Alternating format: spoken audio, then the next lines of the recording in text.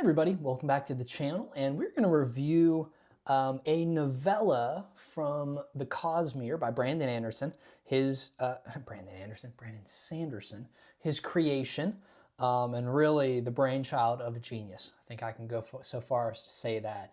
His speed of writing, his uniqueness, and yet also consistency of the worlds and the magic systems, and yet the interconnectedness, to me, it's really, really exciting.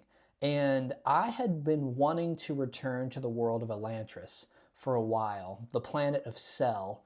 And there are, at this point, two, one's not really a novella, one's really a short story, and the other is truly a novella.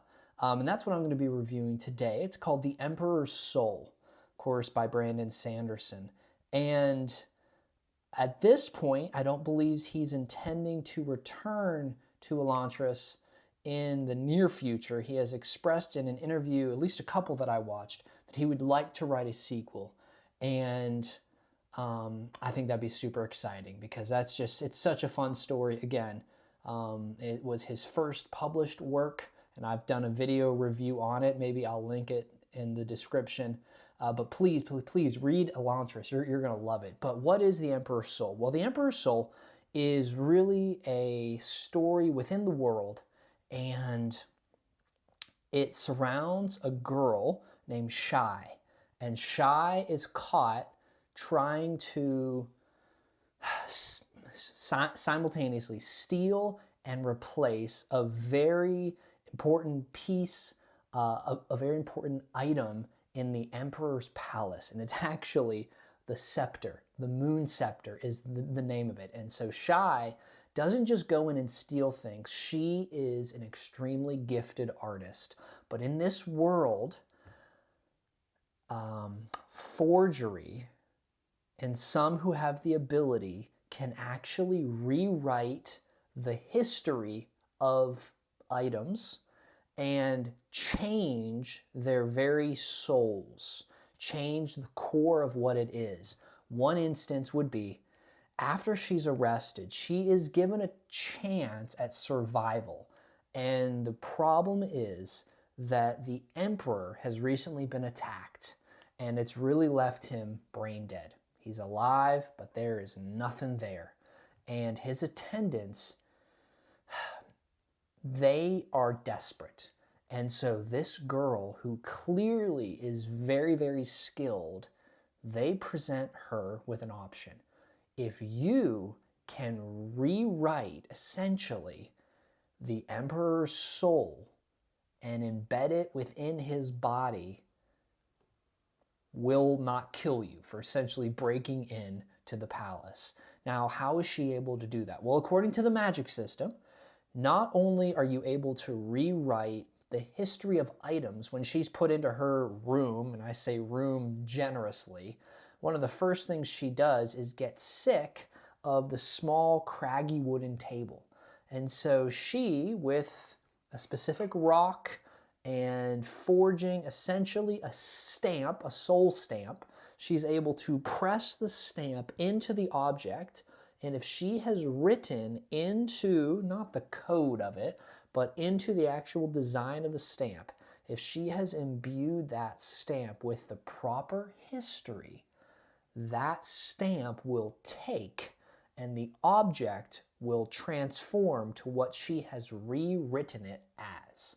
So what did she do to that old desk that she was supposed to work at and she was getting splinters in her arms?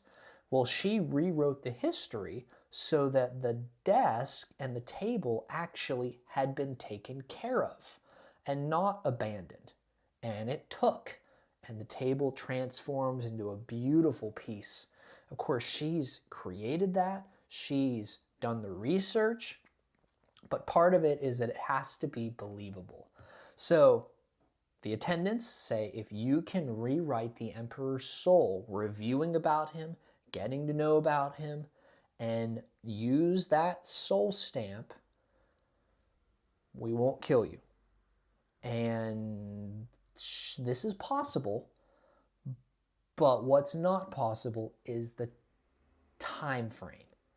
And the time frame that she's given is 100 days. He's in mourning, and that attack, his wife was actually killed.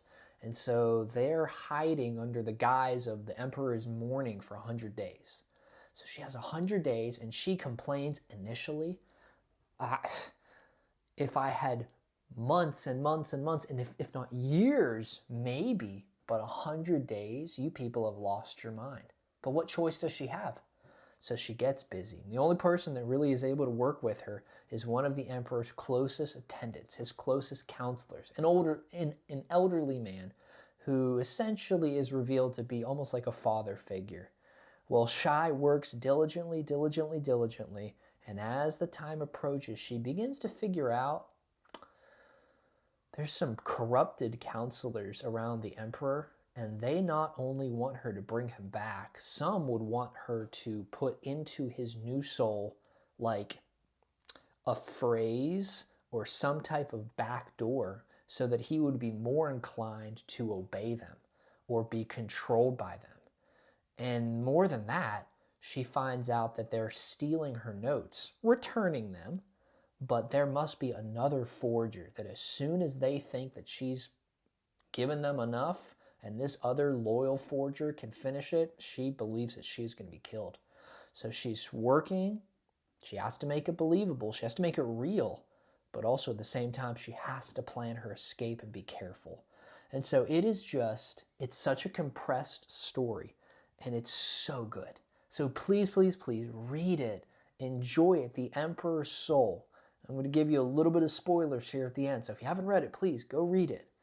But at the very end, essentially Shai, the more and more that she gets to know the Emperor, the more she kind of realizes not only has he just essentially grown cold. He started out so excited, so passionate to make things better, but the bureaucracy has really worn him down.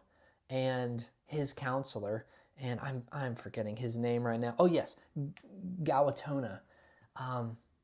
He also remembers back to when the emperor was pure, was true, was excited about making things better.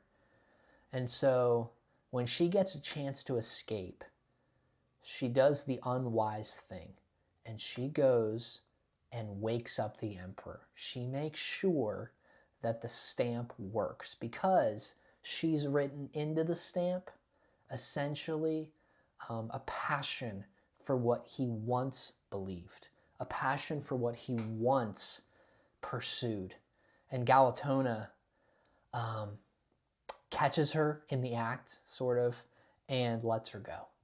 And so the emperor is restored. It's a beautiful forgery. It's a beautiful soul stamp, and it's a success. But you learn so much about Shai, you learn about Gawatona, you learn about the emperor. Even though he's not really a major character, he is a placeholder.